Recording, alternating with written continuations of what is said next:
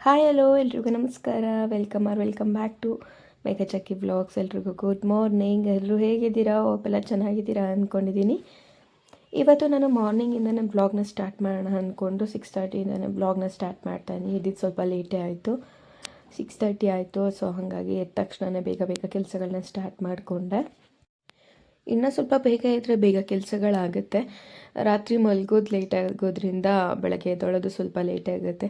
So ಎದ್ದಾಗ 6:30 ಆಗಿತ್ತಲ್ವ, ಏನು ಮಾಡಬೇಕು ಅಂತೆಲ್ಲ ಫಸ್ಟ್ ನೋಡ್ಕೊಂಬಿಡ್ತೀನಿ. ಅದಾದ ತಕ್ಷಣ ಫಸ್ಟು ಅಡುಗೆ ಮನೆಯಿಂದನೇ ಸ್ಟಾರ್ಟ್ ಮಾಡೋದು ನಾನು. ರಾತ್ರಿ ಏನಾದರೂ ಮಿಕ್ಕಿದ್ದು ಅದನ್ನೆಲ್ಲ ಚೆನ್ನಾಗಿದ್ದರೆ ಇಟ್ಕೊಂಡು, ಇಲ್ಲಾಂದರೆ ಆಚೆ ಹಾಕ್ಬಿಡೋದೆ. ಸೊ ಅದಾದಮೇಲೆ ನೀಟಾಗಿ ಗ್ಯಾಸ್ನೆಲ್ಲ ಕ್ಲೀನ್ ಮಾಡಿಕೊಂಡು ಹಾಲನ್ನ ಕಾಯೋಕ್ಕಿಡಬೇಕು, ಯಾಕೆಂದರೆ ಪಾಪಕ್ಕೆ ಬೇಕಲ್ವ. ಸೊ ಹಾಗಾಗಿ ಹಾಲನ್ನೆಲ್ಲ ಕಾಯಕ್ಕೆ ಇಟ್ಕೊಬೇಕು.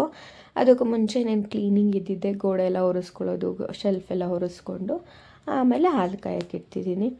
ಆಮೇಲೆ ಪಾತ್ರೆನ ಶಿಲ್ಪ ಬರೋ ಒಳಗೆ ನೆನೆಯೋಕೆ ಹಾಕಬೇಕು, ಯಾಕೆಂದರೆ ಅದು ತುಂಬ ಗಟ್ಟಿ ಇರುತ್ತೆ. ಈಗ ಅನ್ನ ಉಳಿದಿದ್ದಾಗಿರ್ಬೋದು ಅಥವಾ ಸಾಂಬಾರ್ದು ಎಲ್ಲ ಒಂಥರ ಗಟ್ಟಿಗೆ ಹಾಕಿ ಕೂತಿರುತ್ತೆ. ನೀರು ಹಾಕಿದ್ರೆ ಸ್ವಲ್ಪ ಈಸಿ ಆಗುತ್ತೆ ಅವ್ರಿಗೆ ತೊಳೆಯೋದಕ್ಕೆ ಅಂತ.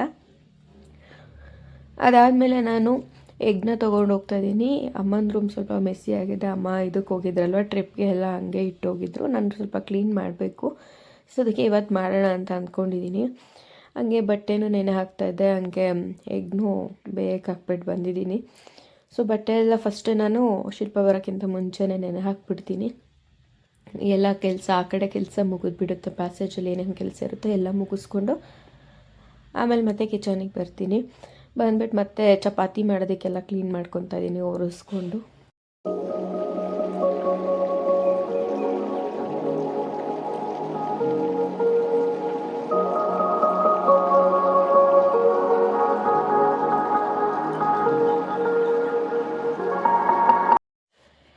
ಮಾರ್ನಿಂಗಿಂದ ಗೇಟ್ ಬೀಗ ತೆಗೆದೇ ಇರಲಿಲ್ಲ, 7:30 ಆಗಿತ್ತು. ಸೊ ಹಂಗಾಗಿ ಗೇಟ್ ಬೀಗ ತೆಗಿಯೋಣ ಅಂತ ಬಂದೆ. ತೆಗೆದುಬಿಟ್ಟು ಹಾಗೆ ಗಿಡಗಳಿಗೆ ನೀರು ಖಾಲಿ ಆಗಿದೆಯಾ ಏನು ಅಂತ ನೋಡೋಣ ಅಂತ ಬಂದೆ. ಒಂದ್ಸರಿ ಗಿಡಗಳನ್ನೆಲ್ಲ ನೋಡ್ಕೊಂಡು ಹೋಗ್ಬಿಡ್ತೀನಿ ನಾನು, ಎಲ್ಲ ನೀರೇನಾದರೂ ಇದೆಯಾ ಇಲ್ವಾ ಅಂತ. ಸೊ ಅದಾದಮೇಲೆ ಹಾಲಲ್ಲಿ ನನ್ನ ಮಗ ಅರಿವಿರ್ತಾನಲ್ವ, ಸೊ ಅದನ್ನೆಲ್ಲ ಎತ್ತಿಡೋದು, ಟೇಬಲ್ನೆಲ್ಲ ಕ್ಲೀನ್ ಮಾಡಿಕೊಡ್ತೀನಿ ಅವ್ರಿಗೆ. ಸಮ್ಟೈಮ್ಸ್ ಅವರೇ ಟೇಬಲ್ನೆಲ್ಲ ಕ್ಲೀನ್ ಮಾಡ್ಕೊತಾರೆ, ಇಲ್ಲಾಂದರೆ ನಾನೇ ಮಾಡಿಕೊಟ್ಬಿಡ್ತೀನಿ. ನನಗಿನ್ನ ಕೆಮ್ಮೆ ಹೋಗಿಲ್ಲ, ಸೊ ಹಾಗಾಗಿ ಅಲ್ಲಲ್ಲಿ ಉಸಿರು ಎಳ್ದಂಗೆ ಕೇಳಿಸುತ್ತೆ. ಏಕೆಂದರೆ ಕಂಪ್ಲೀಟಾಗಿ ಮಾತಾಡ್ತಾಯಿದ್ರೆ ಇನ್ನು ಮೂಗೆಲ್ಲ ಕಟ್ಟಿದೆ, ಗಂಟಲು ಇನ್ನೂ ಒಂಥರ ಆಗ್ತಿರುತ್ತೆ ಅಲ್ವಾ. ಸೊ ಹಾಗಾಗಿ ಅಲ್ಲಲ್ಲಿ ಒಂಥರ ವಾಯ್ಸ್ ಎಳ್ದಂಗೆ ಆಗುತ್ತೆ, ಉಸಿರು ಎಳ್ದಂಗೆ ಆಗುತ್ತೆ. ಸೊ ಅದನ್ನು ಸ್ವಲ್ಪ ಅಡ್ಜಸ್ಟ್ ಮಾಡ್ಕೊಳ್ಳಿ.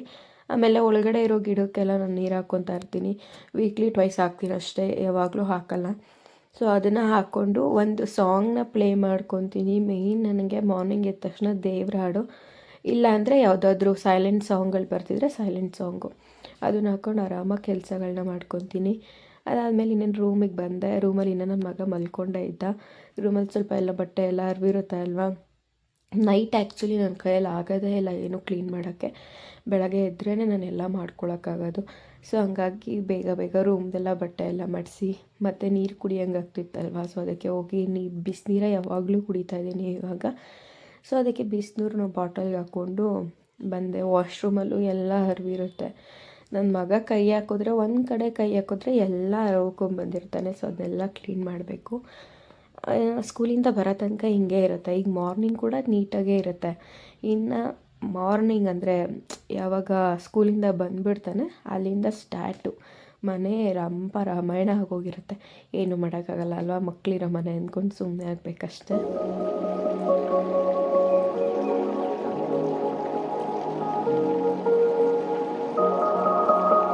ಇನ್ನೇನು ನಾನು ಬ್ರಷ್ ಮಾಡ್ಕೊಬೇಕು, ಅಷ್ಟರೊಳಗೆ ನನ್ನ ಮಗ ಇದ್ದ. ಮುಖ ತೊಳ್ಕೊಳ್ಳೋದು ಬಿಟ್ಬಿಟ್ಟು ಅವನಿಗೆ ಫಸ್ಟು ಫ್ರೆಶ್ ಅಪ್ ಮಾಡಿ, ಎಲ್ಲ ಅಂದರೆ ಸ್ನಾನ ಎಲ್ಲ ಮಾಡಿಸಿ ಬಟ್ಟೆ ಹಾಕಿಬಿಟ್ಟು ಟಿಫನಿಗೆ ರೆಡಿ ಮಾಡಿಸ್ಕೊತೀನಿ ಅವನ್ನ. ಆಮೇಲೆ ನಾನು ಸ್ವಲ್ಪ ಮುಖಕ್ಕೆಲ್ಲ ಸ್ಕಿನ್ ಕೇರ್ ಮಾಡಿಕೊಂಡು ಆಮೇಲೆ ಅವನಿಗೆ ತಿನ್ಸಕ್ಕೆ ಹೋಗೋದು ನಾನು.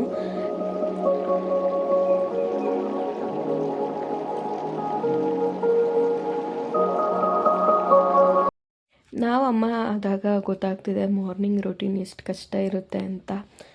ಸೊ ನಮ್ಮಮ್ಮ ಎಲ್ಲ ಮಾಡಬೇಕಾದ್ರೆ 2 ಮಕ್ಕಳನ್ನ ನಿಭಾಯಿಸ್ಕೊಂಡು ಹೆಂಗೆ ಮಾಡ್ತಿದ್ರು. ಅದಲ್ಲದೆ ಅವ್ರು ಆಚೆ ಕೆಲಸಗಳನ್ನೂ ಮಾಡ್ತಾಯಿದ್ರು. ನಾವು ಮಾಡ್ತಿದ್ದಿದ್ದು ಏನಂದರೆ ಅವರೆಲ್ಲ ಕ್ಲೀನ್ ಮಾಡಿಕೊಟ್ರೆ ಸ್ಕೂಲ್ಗೆ ಹೋಗೋ ಒಳಗೆ ಪೂಜೆ ಮಾಡಬೇಕು, ಅಷ್ಟೊಂದು ಮಾತ್ರ ಮಾಡ್ತಾಯಿದ್ದಿದ್ದು. ಸೊ ಇವಾಗ ನಮ್ಮಮ್ಮರೆಲ್ಲ ಗ್ರೇಟ್ ಅನಿಸುತ್ತೆ. ಬಡ ಬಡ ಬಡ ಅಂತ ಮಾಡ್ತಾ ಇರ್ತೀನಿ ನಾನೇ. ನನಗೆ ನನ್ನ ಮೇಲೆ ಒಂದು ಸರಿ ಹೌದಾ ನಾನೇನಾ ಇದನ್ನೆಲ್ಲ ಮಾಡ್ತಿರೋದು ಅನ್ನೋ ಥರ ಫೀಲ್ ಬಂದುಬಿಡ್ಬೇಕು, ಆ ಥರ ಮಾಡ್ತಾ ಇರ್ತೀನಿ. ಆಮೇಲೆ ಪಾಪುಗೆ ಸ್ವಲ್ಪ ಏನು ತಿನ್ಸೋದು ಅಂತ ಕನ್ಫ್ಯೂಸ್ ಆಗಿಬಿಟ್ಟು ದೋಸೆ ತಿನ್ಸೋಣ ಅಂತ ದೋಸೆ ಹಿಟ್ಟಿತ್ತು, ಸೊ ದೋಸೆ ಹಿಟ್ಟೆ ಹಾಕ್ಕೊಂಡೆ ಅವನಿಗೆ. ಆಮೇಲೆ ನಾನು ಸ್ವಲ್ಪ ಮಾಲ್ಟ್ ಮಾಡಿಕೊಂಡು ಕುಡ್ಕೊಂಡೆ. ಹಂಗೆ ನಾನು ಕುಡಿತಾನೆ ಅವನಿಗೂ ಟಿಫನ್ನ ತಿನ್ನಿಸ್ಕೊಂಡೆ. ಅಷ್ಟರೊಳಗೆ ಶಿಲ್ಪನೂ ಬಂದ್ರಲ್ವ, ಸೊ ಅವ್ರ ಪಾಡಿಗೆ ಅವ್ರು ಕೆಲಸ ಮಾಡ್ಕೊತಾಯಿದ್ರು, ನಾನು ಪಾಪುಗೆ ತಿನ್ನಿಸ್ತಾ ಇದ್ದೆ.